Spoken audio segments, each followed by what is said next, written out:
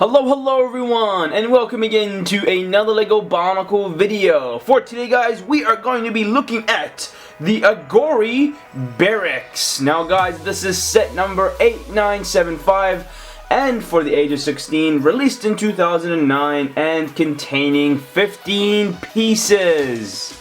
Now before I actually give you a bit of facts about Berix, yesterday I just unfortunately yesterday one of my viewers actually spotted, because I actually did do a build and review on him, but as awkward as it sounds guys, I unfortunately actually got the legs and the arms wrong, and this is exactly what I mean.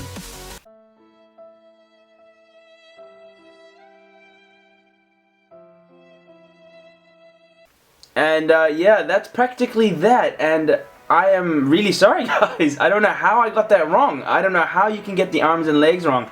Not only that, I had the picture right in front of me. Of course there were no instructions, but it's an easy build. But yeah, wow, I'm really sorry about that guys. I just didn't really expect myself to actually do something like that.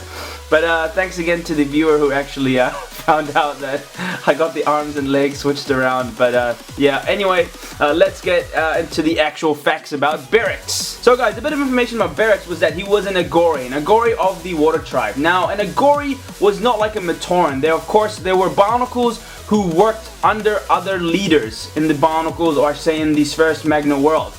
For example, like the Glatorians. So they worked under the Glatorians, helping them out. So more like helpers, more than like slaves. So helpers, not slaves. And they were very important, of course. They helped with many things, and they were just very useful type of species, a very useful type of species, if that's the right way of calling them. But anyway, there were 8 tribes, guys, and of course Berix was part of the Water Tribe. Now, they didn't actually have elemental powers.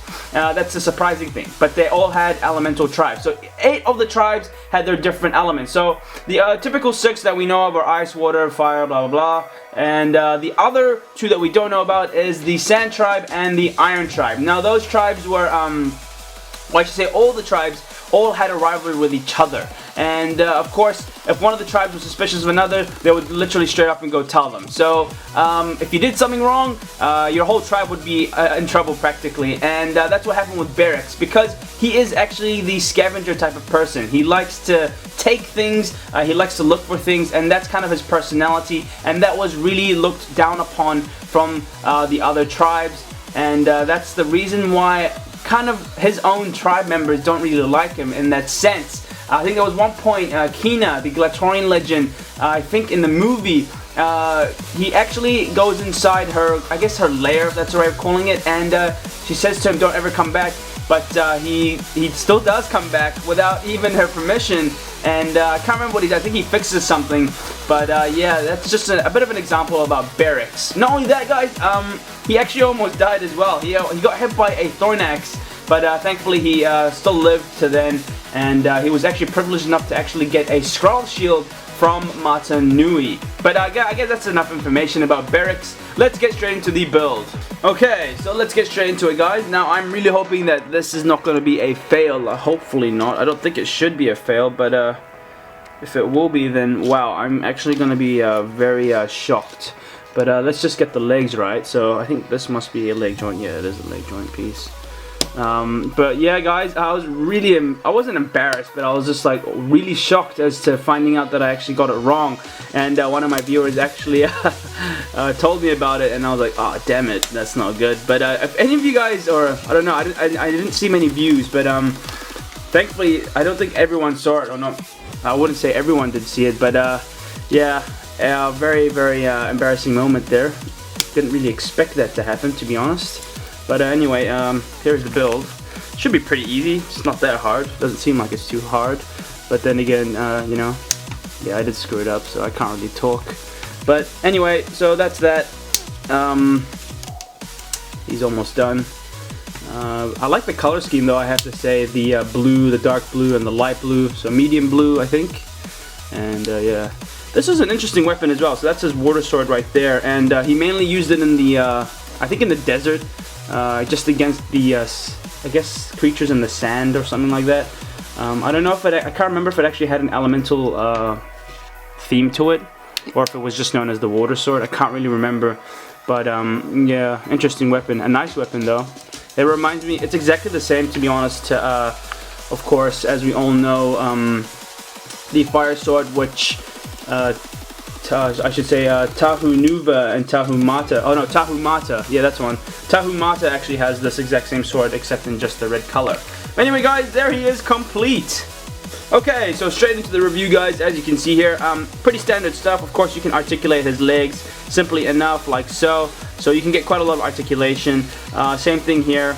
Of course, that kind of hinders there in the back a bit, but that's no problem at all. You can go backwards and forwards, pretty simply enough. However, the sad thing is that this knee joint, or this knee, or I should say this leg piece, is fixated, and it's always gonna kind of be at that. What kind of angle is this? Kind of looks like a. Maybe around a 60-degree angle, so that's just gonna be like that for, yeah, you're never ever gonna be able to move it. So that's that, and it kind of looks like he's in a squatting position. If you kind of get what I mean, see what I mean, guys? He's always gonna be in a squatting position, whatever you do with the set, however you pose it. Yeah, squatting position. Anyway, yeah, that's that. So you can articulate it. There's no problem at all with articulation. Same thing with the actual arms. You can articulate it. However, it can be hindered by this little piece right here. No, not piece actually. That specific yeah, anyway, you get what I mean. So that can be hindered a bit, but that's no problem at all. But anyway, let's move on towards his Kanohi there, and you can see his Kanohi, and I have to say it is great. I really like it, I have to say. I like how it kind of has that dark blue and then it kind of fades out into a light blue there. But what's really odd about it is that it kind of looks like a flame. Now, I find that quite odd. Since he is part of the water tribe, you would expect something a bit more watery than flamey, to be honest. And I think it's exactly the same to Akar's actual mask.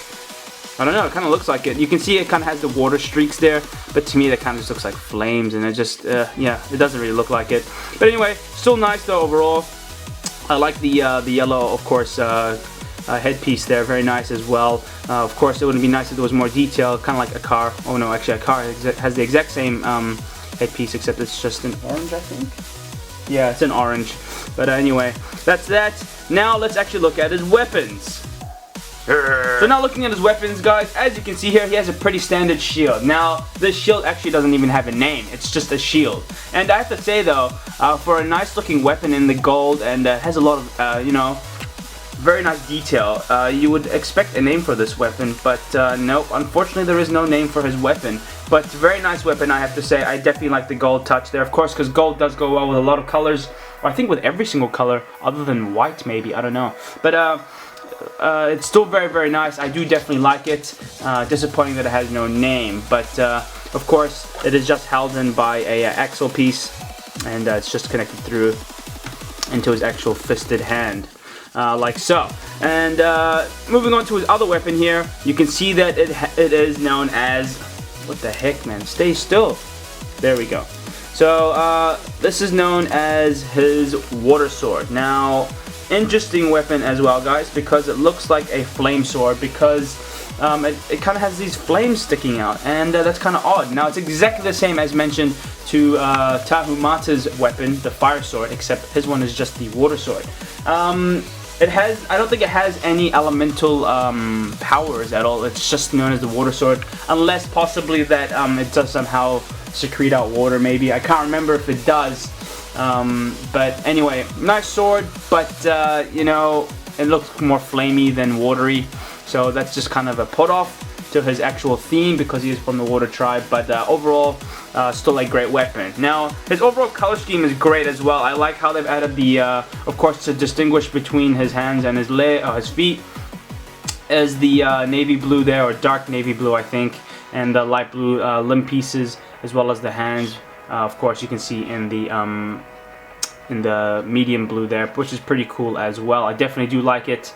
Like I said, the only put off is just the weapon here, but other than that, he is a great set. I think I got this for about 5, I think, or 7 New Zealand dollars. Normally these retail for quite expensive. I remember when these first came out, but it was quite a while back ago, they costed 15 New Zealand dollars, and that's crazy.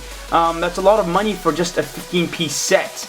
But yeah, it's just crazy. And there you have it, guys. There is Berix completed. Of course, I did do the build and the review. I really hope you all have enjoyed this video.